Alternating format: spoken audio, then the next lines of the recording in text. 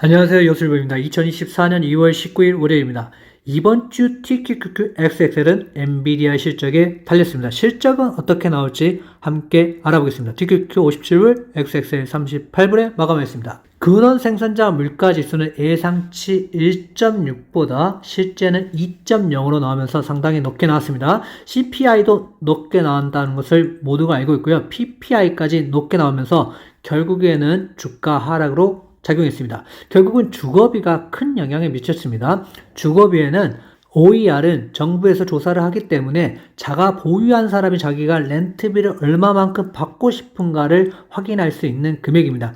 이거는 말 그대로 호가이기 때문에 조금 더 높을 수밖에 없는 상황이고요. 민간업체에서 조사한 렌트비는 계속 내려가고 있는 실정입니다. 그래서 이 부분만 뺀다면 아무래도 PPI는 조금 더 낮게, 그리고 CPI도 조금 더 낮게 나오지 않았을까 생각해 볼 수 있겠습니다. 10년물 금리는 4.3에서 유지를 어느 정도 해주고 있는 상황입니다. 지금 충분히 올라왔다고 볼 수도 있습니다. 확실한 금리 인하 시그널이 있어야지만 국채 금리는 하락할 수 있을 것 같고요. 당분간은 행보할 수도 있습니다. 헤드와치는 6월에 금리 인하를 예고 있습니다. 그래서 한 번, 두 번, 세 번, 4번 정도까지 금리 인하를 할 수 있을 거라고 예상하고 있는데요. 과연 금리 인하를 4번 할 수 있을지도 한번 지켜봐야 될 것 같습니다. 반도체 섹터, 나스닥 모두 엔비디아의 실적을 바라보고 있습니다. 예전에는 애플의 실적을 바라보고 있었는데요. 이번에는 확실히 엔비디아가 시장을 리딩한다고 볼 수 있겠습니다. 한국 시간 21일 수요일 아침에 엔비디아 실적을 발표합니다. 실적은 저는 좋게 나올 거라고 예상을 해봅니다. 물론 제 예상이 틀릴 수도 있습니다.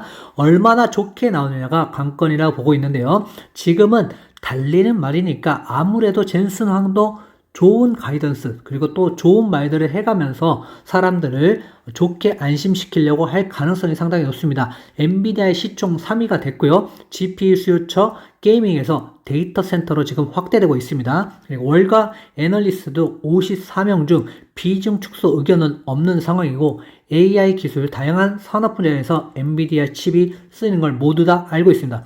중국의 반도체 수출이 조금 우려되는데요. 이 부분 또한 다른 국가에서 수요를 상쇄할 수 있을 만큼 지금은 엔비디아의 반도체가 상당히 중요하다 이렇게 보고 있고요. 공급 부족, 그리고 반도체 칩 가격 상승으로 이어졌고요. 수익성 상승이 좀 기대되기 때문에 이런 이유들로 엔비디아는 저는 좋은 실적을 발표할 거라고 보고 있습니다. 하지만 대응은 여러분들이 결과를 보고 대응하시는 게 맞지 않을까 생각하고 있습니다. 이번 주 수요일 아침 엔비디아가 실적을 발표하기 때문에 이번 주 수요일 날 여러분들이 빨리 일어나셔서 대응을 좀 해보시면 좋을 것 같습니다. 엔비디아하고 테슬라만 어느 정도 선방해줬고요. 애플, 마이크로소프트, 구글은 상당히 안 좋았고요. 메타도 상당히 안 좋았습니다. 일주일 단위로 보셔도 엔비디아 어느 정도 선방했고요. 메타도 좀 선방을 했고요. 테슬라가 많이 올랐다는 것을 알 수 있습니다. 마이크로소프트, 애플 이렇게 좀 안 좋았고, 아마존도 상당히 안 좋은 모습을 보여줬습니다. 공포와 탐욕 지수는 지금 77에 있습니다. 극도의 탐욕 지수에 있기 때문에 추가 상승을 위해서는 엔비디아의 어닝 서프라이즈와 모두를 충족할 만한 가이던스가 나와야 하는 시점입니다. 풋콜 옵션도 지금은 어디로 갈지 모르는 상황입니다. 그래서 무리한 매수보다는 엔비디아의 실적을 보시고 여러분들이 대응하시면 좋을 것 같습니다. 나스닥은 11선 이하로 내려왔고 21선 17,610까지 내려오냐 안 내려오냐를 지켜보셔야 되는 상황입니다. 결국에는 엔비디아의 손에 모든 게 달려 있습니다. 상승 내릴 이어갈지 아닐지 지금은 괜찮은 상황입니다. 하지만 모두들 주거비 OER의 문제라고 생각하고 있어서 시장은 어느 정도 적응을 할 듯 합니다. S&P 500도 5일선만 지금 터치를 했기 때문에 지금은 충분히 좋은 상황이라고 볼 수 있습니다. CPI만큼의 충격이지 않았기 때문에 금방 회복할 수 있을 것 같고요. 결국에는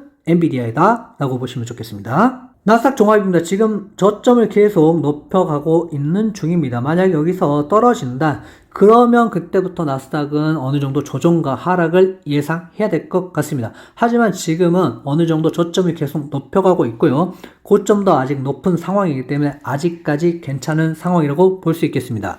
QQQ는 주봉상 약간 조정을 지금 주고 있는 상황입니다. 이번 주 어떻게 이어갈지, 과연 계절적 요인이 맞을지 지켜보셔야 합니다. 지금은 2월, 3월 계절성이 시작할지 아니면 연기가 될지를 아무도 알 수 없는 상황입니다. 하지만 어느 정도 대비는 필요해 보이는 상황인 것 같습니다. QQQ는 31불 선부터 지금 2배가량 올라와 있는 상황입니다. 그래서 35불, 그 다음에 31불에 매수를 하셨으니까 지금 충분히 지켜보셔도 좋을 것 같고요.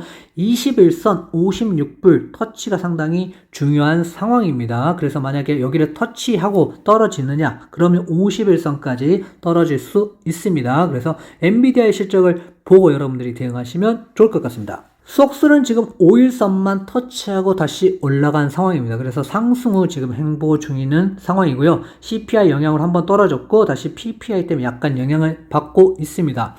지금 실적은 결국 엔비디아의 실적을 보셔야 되기 때문에 개인적으로 엔비디아의 실적은 저는 좋을 거라고 예상을 합니다. 하지만 기대감을 어떻게 충족시킬지가 의문이 드는 상황입니다. 엔비디아는 미친 상승 중입니다. 그래서 480, 464, 450불에 매수를 하셨던 분들은 지금 편안하게 지켜보시면 될 것 같고요. 장기적으로는 그냥 들고 가시는 게 좋다라고 보입니다. 앞으로 실적이 꺾이느냐?